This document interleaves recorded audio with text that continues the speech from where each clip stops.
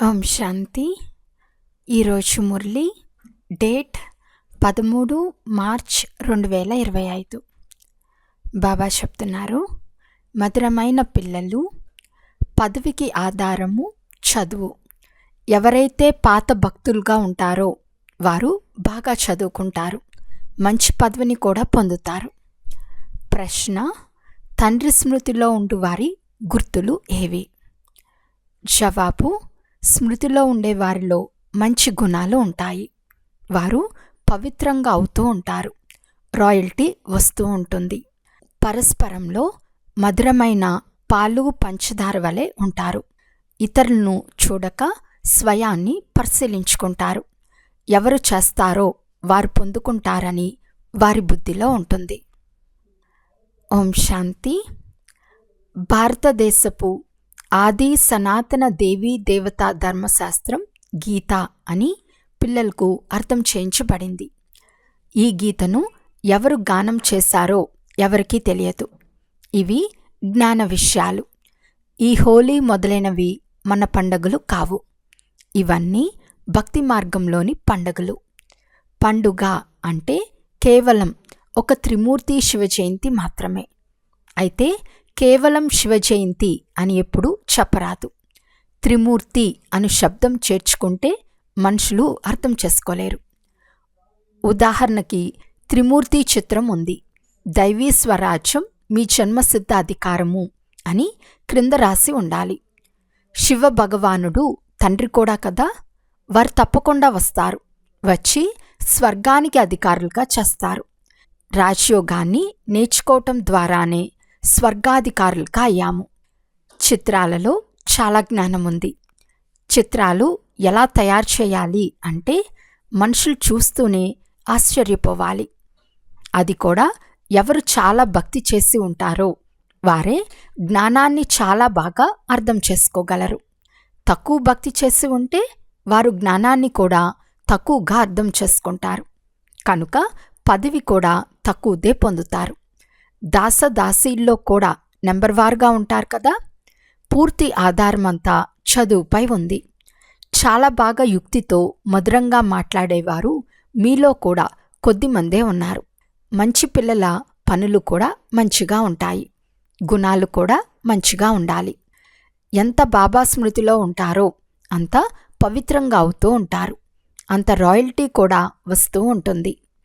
అక్కడక్కడ శూద్రుల నడవడికలు చాలా బాగుంటాయి.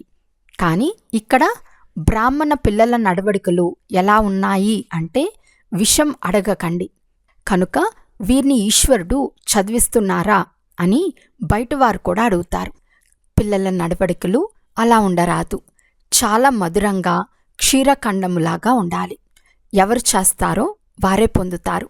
చేయకుంటే పొందలేరు. బాబా ఏమో చాలా బాగా అర్థం చేయిస్తూ ఉంటారు.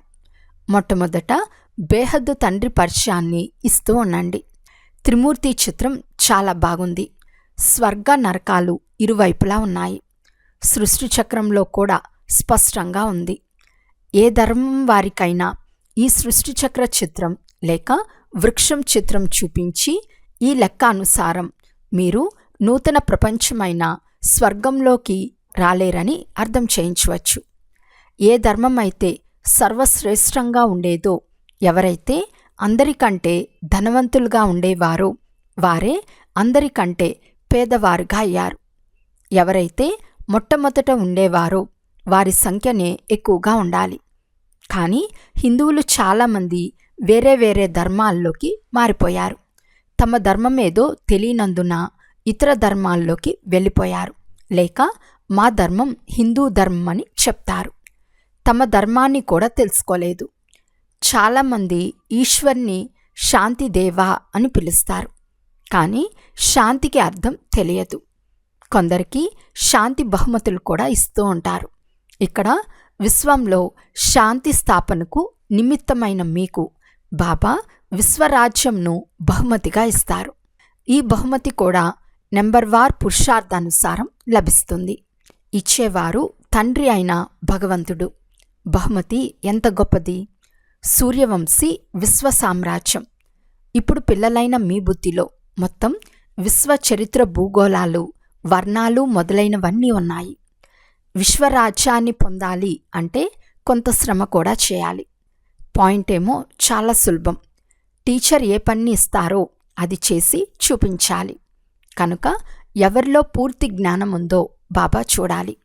చాలామంది పిల్లలు మురళీపైన కూడా గమనముంచరు. రెగ్యులర్గా ప్రతిరోజు మురళి చదవరు. ఎవరు మురళి చదవరో వారు ఇతరుల కళ్యాణం ఏం చేస్తారు? ఏ కళ్యాణం చేయని పిల్లలు చాలామంది ఉన్నారు. స్వకళ్యాణం చేసుకోరు, ఇతరుల కళ్యాణం చేయరు. అందుకే గుర్రపు సవారీలు, పాదచారులు అని అంటారు. కొంతమంది మహారథులు కూడా ఉన్నారు. మహారథులు ఎవరో స్వయం కూడా అర్థం చేసుకోగలరు. బాబా గుల్జార్ను, కుమారికాను, మనోహర్ను పంపించండి అని అడుగుతారు. ఎందుకంటే అడిగేవారు గుర్రపు సవారీలు, వారు మహారథులు. బాబా పిల్లలందరినీ చాలా బాగా అర్థం చేసుకోగలరు. కొందరిపై గ్రహచారం కూడా కూర్చుంటుంది కదా. అప్పుడప్పుడు మంచి మంచి పిల్లలు కూడా మాయవీ తుఫాన్ల వల్ల భూతాలుగా అవుతారు. జ్ఞానం వైపు గమనం ఉండదు. బాబాకు పిల్లల సంగతి వారి సర్వీస్ ద్వారా తెలుస్తుంది కదా. సర్వీస్ చేసేవారు తమ సమాచారం అంతా బాబాకు ఇస్తూ ఉంటారు. గీతా భగవానుడు మనల్ని విశ్వాధికారులుగా చేస్తున్నారని పిల్లలైన మీకు తెలుసు. ఆ గీతను కంఠస్థం చేసి 1000 రూపాయలను సంపాదించేవారు కూడా చాలామంది ఉన్నారు. మీరు బ్రాహ్మణ సంప్రదాయం వారు, తర్వాత మీరే దైవీ సంప్రదాయం వారుగా అవుతారు. అందరూ తమను తాము ఈశ్వరుని సంతానమని చెప్తారు. మళ్ళీ మేమంతా ఈశ్వరులము అని కూడా చెప్తారు. ఎవరిది ఏది తోస్తే అది అంటూ ఉంటారు. భక్తి మార్గంలో మనుషుల పరిస్థితి ఎలా తయారైందో చూడండి. ఈ ప్రపంచమే పతితమైన ఇనుపయుగం. ఈ చిత్రాల ద్వారా చాలా బాగా అర్థం చేయించవచ్చు. దానితో పాటు దైవీ గుణాలు కూడా అవసరము. లోపల బయట సత్యత కావాలి. ఆత్మనే అసత్యంగా తయారైంది. దానిని సత్యమైన తండ్రి మళ్ళీ సత్యంగా తయారు చేస్తారు. తండ్రే వచ్చి స్వర్గానికి అధికారులుగా చేస్తారు. దైవీ గుణాలను ధారణ చేయిస్తారు. మేము ఇలాంటి గుణవంతులుగా అవుతున్నామని పిల్లలైన మీకు తెలుసు. మాలో ఏ అసురీ గుణాలు లేవు కదా అని స్వయాన్ని చెక్ చేసుకుంటూ ఉండండి. నడుస్తూ నడుస్తూ మాయ చెంపదెబ్బ ఎలా తగులుతుంది అంటే చాలా శిథిలమై క్రింద పడిపోతారు. మీకు ఈ జ్ఞానయోగాలే హోలీ దురియా పండగలు. వారు కూడా హోలీ దురియా పండగలను జరుపుకుంటారు. కానీ దాని అర్థమేమిటో ఎవరికీ తెలియదు. వాస్తవానికి ఇవి జ్ఞాన విజ్ఞానాలు. వీటి ద్వారా మీరు స్వయాన్ని చాలా శ్రేష్టంగా తయారు చేసుకుంటారు. వారు ఏమేమో చేస్తారు. వారు రంగుపొడి చల్లుకుంటారు. ఎందుకంటే ఇది రౌరవ నరకం. నూతన ప్రపంచ స్థాపన, పాత ప్రపంచ వినాశన కర్తవ్యం నడుస్తోంది. ఈశ్వర్య సంతానమైన మీపై కూడా మాయ ఒక్కసారిగా ఎంత గట్టిగా ముష్టిఘాతం కొడుతుంది అంటే జోరుగా దాని ఊబిలో పడిపోతారు. మళ్ళీ మీరు దాని నుండి వెలుక రావటం కష్టమవుతుంది. ఇందులో ఆశీర్వాదము మొదలైనవేవి ఉండవు. మళ్ళీ కష్టపడి ఈ వైపుకు ఎక్కవలసి వస్తుంది. అందువలన చాలా జాగ్రత్త అవసరం. మాయదాడి నుండి రక్షించుకునేందుకు ఎప్పుడూ దేహాభిమానంలో చిక్కుకోకండి. సదా జాగ్రత్తగా ఉండాలి. అందరూ సోదరీ సోదరులని గుర్తుంచుకోండి. బాబా ఏమి నేర్పిస్తారో ఈ సోదరీలు కూడా అదే నేర్పిస్తారు. ఇందులో బలిహారము బాబాది, సోదరులది కాదు. బ్రహ్మది కూడా బలిహారం కాదు. ఇతడు కూడా పురుషార్థం చేసి నేర్చుకున్నాడు. పురుషార్థం బాగా చేశాడు అనగా తన కళ్యాణం చేసుకున్నాడు. మనకు కూడా నేర్పిస్తారు. కనుక మనం మన కళ్యాణం చేసుకోవాలి. నేడు హోలీ పండగ. ఇప్పుడు హోలీని గురించిన జ్ఞానాన్ని కూడా వినిపిస్తూ ఉంటారు. జ్ఞానము విజ్ఞానము, చదువును జ్ఞానము అని అంటారు. విజ్ఞానము అంటే ఏమిటో ఎవరికీ తెలియదు. విజ్ఞానము జ్ఞానం కన్నా అతీతమైనది. ఇక్కడ మీకు జ్ఞానం లభిస్తుంది. దీని ద్వారా మీరు ప్రాలబ్ధాన్ని పొందుతారు. పోతే అది శాంతిధామము. ఇక్కడ పాత్రను అభినయించి అలసిపోయినప్పుడు శాంతిధామానికి వెళ్ళాలనుకుంటారు. ఇప్పుడు మీ బుద్ధిలో ఈ సృష్టి చక్ర జ్ఞానం ఉంది. ఇప్పుడు మనం స్వర్గంలోకి వెళ్తాము. మళ్ళీ 84 జన్మలు తీసుకుంటూ నరకంలోకి వస్తాము. మళ్ళీ అదే పరిస్థితి ఏర్పడుతుంది. ఇది నడుస్తూనే ఉంటుంది. దీని నుండి ఎవ్వరూ తప్పించుకోలేరు. అసలు ఈ డ్రామా ఎందుకు తయారైందని కొందరంటారు. అరే, ఇది కొత్త పాత ప్రపంచాల ఆట, అనాదిగా తయారైంది. వృక్షంపై అర్థం చేయించటం చాలా మంచిది. మొట్టమొదట ముఖ్య విషయం, తండ్రిని స్మృతి చేస్తే పావనమవుతారు. పోను పోను ఇతర ధర్మాల్లోకి ఎవరెవరు మారిపోయారో తెలుస్తుంది. వారు కూడా మళ్ళీ వస్తూ ఉంటారు. ఎప్పుడు అందరూ వస్తారో అప్పుడు మనుషులు ఆశ్చర్యపడతారు. దేహాభిమానాన్ని వదిలి ఆత్మాభిమానులుగా అవ్వండి అని అందరికీ చెప్పాలి. మీకు ఈ చదువే పెద్ద పండుగ. దీని ద్వారా మీకు చాలా సంపాదన జరుగుతుంది. వారు ఆ పండగలను ఆచరించేందుకు ఎంతో ధనాన్ని మొదలైన వాటిని వ్యర్థం చేస్తారు. ఎన్నో జగడాలు మొదలైనవి జరుగుతాయి.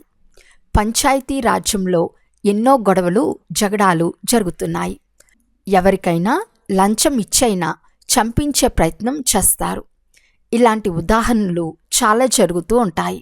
సత్యుగంలో ఎలాంటి ఉపద్రవాలు ఉండవని పిల్లలకు తెలుసు. రావణ రాజ్యంలో చాలా ఉపద్రవాలు ఉన్నాయి. ఇప్పుడు అందరూ తమో ప్రధానంగా ఉన్నారు కదా. ఒకరి మతం ఒకరికి సరిపడనందున ఎన్ని జగడాలు గొడవలు ఉన్నాయి. కనుక తండ్రి చెప్తున్నారు, ఈ పాత ప్రపంచాన్ని మర్చి ఒంటరిగా అవ్వండి. ఇంటిని స్మృతి చేయండి. మీ సుఖధామాన్ని స్మృతి చేయండి. ఎవరితోనూ ఎక్కువగా కూడా మాట్లాడకండి, లేకుంటే చాలా నష్టపోతారు. చాలా మధురంగా, శాంతిగా, ప్రీతిగా మాట్లాడటం చాలా మంచిది. ఎక్కువగా మాట్లాడకుండా ఉండుట చాలా మంచిది. శాంతిగా ఉండుట అన్నిటికంటే మంచిది.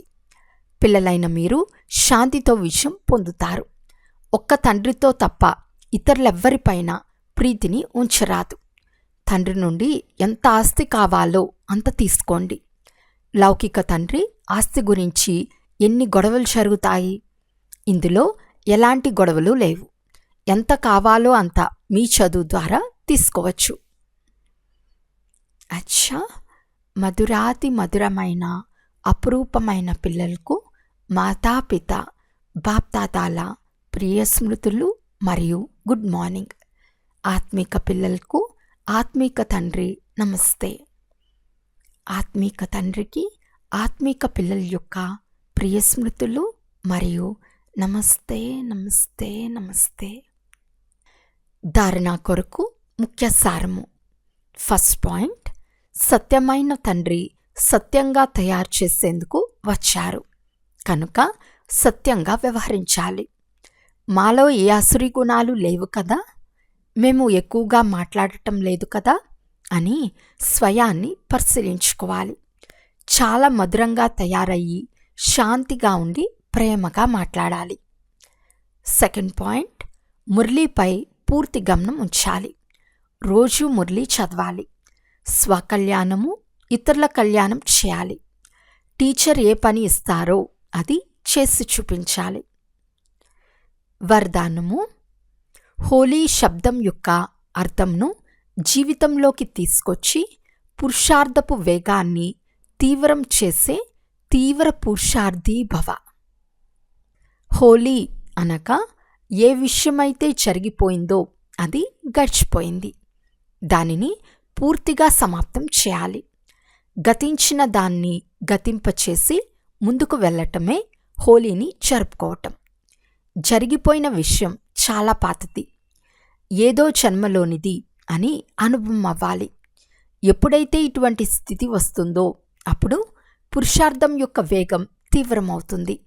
కనుక మీ సొంత మరియు ఇతరుల జరిగిపోయిన విషయాలను ఎప్పుడూ చింతనలోకి తీసుకురాకండి, మనసులో ఉంచుకోకండి. అంతేకాక వాటిని ఎప్పుడూ కూడా వర్ణించకండి. అప్పుడే తీవ్ర పురుషార్థులుగా అవుతారు. స్లోగన్, స్నేహమే సహజ స్మృతికి సాధనము. అందువలన సదా స్నేహిగా ఉండాలి మరియు స్నేహిగా తయారు చేయాలి. మాతేశ్వరి గారి అమూల్యమైన మహావాక్యాలు. బంధనంలో ఉన్న గుప్త గోపికల మహిమ. పాట.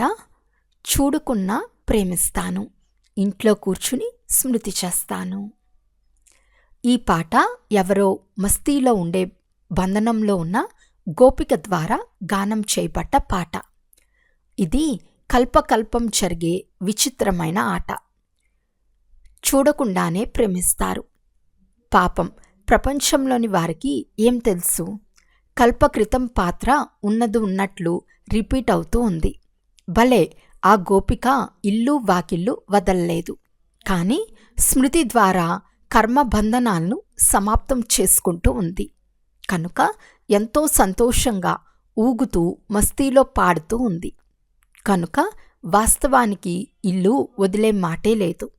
ఇంట్లోనే కూర్చుని చూడకుండా ఆ సుఖంలో ఉండి సేవ చేయాలి. ఏ సేవ చేయాలి?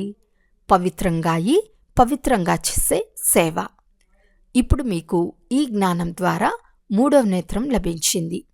ఆది నుండి అంతమం వరకు బీజము మరియు వృక్షాల రహస్యం మీ దృష్టిలో ఉంది. కనుక జీవితాన్ని సమర్పించారు. ఈ జ్ఞానం ద్వారా 21 జన్మలకు సౌభాగ్యాన్ని తయారు చేసుకుంటున్నారు. ఒకవేళ ఇందులో లోకమర్యాదలు, వికారీ కుల మర్యాదలు ఏ కొద్దిగా ఉన్నా వారు సేవ చేయలేరు. అది మీ లోపము. చాలామంది ఈ బ్రహ్మకుమారీలు ఇంటిని విడిపించేందుకు వచ్చారని అనుకుంటారు. కానీ ఇందులో అటువంటి విషయం ఏదీ లేదు. ఇంట్లో కూర్చునే పవిత్రంగా ఉండాలి, సేవ చేయాలి. ఇందులో ఏ కష్టమూ లేదు. పవిత్రంగా అయినప్పుడే పవిత్ర ప్రపంచంలోకి వెళ్లేందుకు అధికారులుగా అవుతారు. అలా రానివారు కల్పకృతపు శత్రుత్వపు పాత్రను అభినయిస్తారు. ఇందులో ఎవరి దోషమూ లేదు. ఎలాగైతే మనకు పరమాత్మ కార్యం తెలుసో అలా డ్రామాలో ప్రతి ఒక్కరి పాత్రను తెలుసుకున్నాము. కనుక ఇందులో ద్వేషము రాచాలదు. ఇటువంటి తీవ్ర పురుషార్థం చేసే గోపికలు రేస్ చేసి విజయమాలలో కూడా రాగలరు.